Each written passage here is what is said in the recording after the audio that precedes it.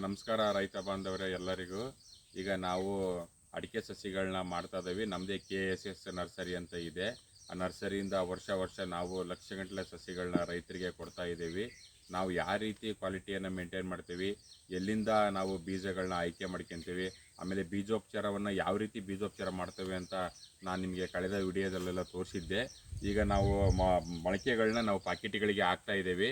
ಆ ಪಾಕೆಟ್ಗಳಿಗೆ ಹಾಕ್ತಾ ಇರೋದನ್ನು ನಾನು ನಿಮಗೆ ವಿಡಿಯೋದಲ್ಲಿ ತೋರಿಸ್ತೀನಿ. ಆದರೆ ಗೋಟುಗಳು ಯಾವ ರೀತಿ ಇದಾವೆ, ಮೊಳಕೆ ಯಾವ ರೀತಿ ಬಂದಿದ್ದಾವೆ, ಬೀಜ ಯಾವ ಆಕಾರದ ಬೀಜ ಇದೆ ಅನ್ನೋದನ್ನು ನಾವೆಲ್ಲ ಚಿತ್ರಳ್ಳಿ ಬೀಜನೇ ತಂದಿರೋದು, ಅಲ್ಲಿ ಬಿಟ್ಟರೆ ಬೇರೆ ಎಲ್ಲೂ ತರೋದಿಲ್ಲ ನಾವು. ಹಾಗಾಗಿ ಯಾವ ರೀತಿ ಬೀಜ ಅದಾವಂತಂದು ನಿಮಗೆ ತೋರಿಸೋದಕ್ಕೆ ಹಾಗೆ ವಿಡಿಯೋ ಮಾಡ್ತಾಯಿದ್ದೀನಿ. ನೋಡಿ, ಬನ್ನಿ ನೋಡಿರಿ, ಇಲ್ಲಿ ಎಲ್ಲ ಒಂದೇ ಆಕಾರದ ಬೀಜ, ಮೀಡಿಯಮ್ ಆಕಾರದ ಬೀಜಗಳು ನೋಡಿರಿ. ನೋಡಿರಿ ಬೀಜ ನೋಡಿರಿ, ಇಲ್ಲಿ ಒಂದೇ ಆಕಾರದ ಬೀಜ ಯಾವ ರೀತಿ ಬಂದಿದೆ ಅನ್ನೋದನ್ನ ನೀವು ಗಮನಿಸ್ಬೋದು. ಬೀಜ ನಾವು ಯಾವತ್ತೂ ನಾವು ಸಸಿಗಳನ್ನ ತಗೊಂಡು ಸಸಿಗಳನ್ನ ನಾವು ಹೊಲದ ಜಮೀನುಗಳಿಗೆ ಹಚ್ಚಬೇಕಾದ್ರೆ ಮೀಡಿಯಮ್ ಆಕಾರದ ಬೀಜ ಇರಬೇಕು. ದೊಡ್ಡ ಆಕಾರದ ದಪ್ಪ ಆಕಾರದ ಬೀಜ ಇದ್ರೆ ಏನಾಗುತ್ತೆ ಅಂತಂದರೆ ಅದು ಇಳುವರಿ ಬರಲ್ಲ ನಿಮಗೆ. ಈಗ ಒಂದು ಗೊನೆಯಲ್ಲಿ ಏನಪ್ಪ ಆಗುತ್ತೆ ಅಂದರೆ, ದಪ್ಪ ಬೀಜ ಇತ್ತು ಅಂದರೆ ಒಂದು 250-300 ಕಾಯಿ ಬಿಡ್ತಕ್ಕಂಥದ್ದು, ಒಂದು 150-200 ಕಾಯಿ ಅಷ್ಟೇ ಬಿಡುತ್ತೆ. ಸಿಪ್ಪೆ ದಪ್ಪ ಇರುತ್ತೆ, ಒಳಗಡೆ ಅಡಿಕೆ ಸಣ್ಣದಾಗಿರುತ್ತೆ. ಅದು ನಿಮಗೆ ಯೂಸ್ ಆಗಲ್ಲ ರೈತರಿಗೆ. ಹಾಗಾಗಿ ನಾವು ಪಕ್ಕ ಜವಾರಿ ಅಡಿಕೆ ಒಳ್ಳೆ ಮೀಡಿಯಮ್ ಆಕಾರ, ಸಿಪ್ಪೆ ತಿಳುಗಿರ್ಬೇಕು, ಒಳಗಡೆ ಅಡಿಕೆ ದಪ್ಪ ಇರಬೇಕು.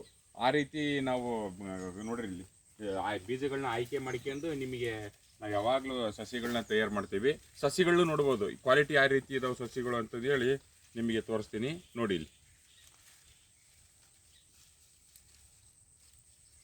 ಒಳ್ಳೆ ತಳಿ ಸಸಿಗಳು, ಚಿತ್ರಳ್ಳಿ ಗೋಟು ಬೀಜಗಳು ತೋರಿಸ್ಬಿಡ. ನೋಡಿರಿ ಬೀಜಗಳು ಯಾವ ರೀತಿ ಮೊಳಕೆ ಬಂದಿದ್ದವು, ಬೀಜೋಪಚಾರ ಮಾಡಿರೋದ್ರಿಂದ ಅಂತ ನಾನು ನಿಮಗೆ ತೋರಿಸ್ತೀನಿ. ನೋಡಿ, ಪುಟ್ಟೆಲ್ಲಿರೋ ತೋರಿಸಿ. ನೋಡಿ ಇಲ್ಲಿ ಯಾವ ರೀತಿ ಬಂದಿದ್ದವು ನೋಡ್ರಿ.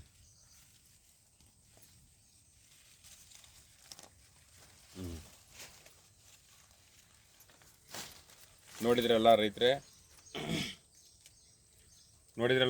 ಯಾವ ರೀತಿ ಒಳ್ಳೆ ಗುಣಮಟ್ಟದ ಸಸಿಗಳನ್ನ ನಾವು ನಿಮಗೆ ಕೊಡ್ತೀವಿ. ಬೀಜ ಏನಾದರೂ ಕಳಪೆ ಇದ್ದರೆ ಈ ರೀತಿ ಬೆಡ್ಡಲ್ಲಿ ಮೊಳಕೆ ಬರೋದೇ ಅಲ್ಲ. ಎಷ್ಟು ಚೆನ್ನಾಗಿ ಬೆಡ್ಡಲ್ಲಿ ಮೊಳಕೆ ಬಂದಿದೆ ಅಂದರೆ ನೋಡ್ಬೋದು ನೀವು. 100 ಬೀಜ ಹಾಕಿದರೆ 95% ಮೊಳಕೆ ಬಂದಿದೆ. 95% ಯಾಕಪ್ಪ ಮೊಳಕೆ ಬರುತ್ತೆ ಅಂದರೆ ಒಳ್ಳೆ ಬೀಜ, ಹಣ್ಣು ಫುಲ್ ಹಣ್ಣಾಗಿರ್ಬೇಕು ಗೋಟು. ಅಂಥ ಬೀಜಗಳನ್ನ ನಾವು ಸೆಲೆಕ್ಟ್ ಮಾಡಿ ಒಳ್ಳೆ ಏಜ್ ಆಗಿರ್ತಕ್ಕಂಥಂದ್ರೆ ಮಧ್ಯ ಪ್ರಾಯ ಅಂದರೆ 45 ವರ್ಷ 50 ವರ್ಷದ ಮರಗಳ ಬೀಜವನ್ನು ತೆಗೆದು ಫುಲ್ ಹಣ್ಣು ಮಾಡಿ ಡಿಸೆಂಬರ್ ತಿಂಗಳಲ್ಲಿ ತೆಗೆದು ನಾವು ಮೊಳಕೆ ಮಾಡಿದರೆ ಈ ಥರ ಮೊಳಕೆ ಬರುತ್ತೆ. ನೋಡ್ಬೋದು ನೀವು, 90-95% ಮೊಳಕೆ ಬಂದಿದೆ ಅಂತ ನಾನು ನಿಮ್ಗೆ ಹೇಳೋಕ್ಕೆ ಇಷ್ಟಪಡ್ತೀನಿ. ಒಳ್ಳೆ ಬೀಜಗಳನ್ನ ನೀವು ಆಯ್ಕೆ ಮಾಡಿ ಹಾಕಿ. ಒಳ್ಳೆಯದಾಗಲಿ. ನಮಸ್ಕಾರ.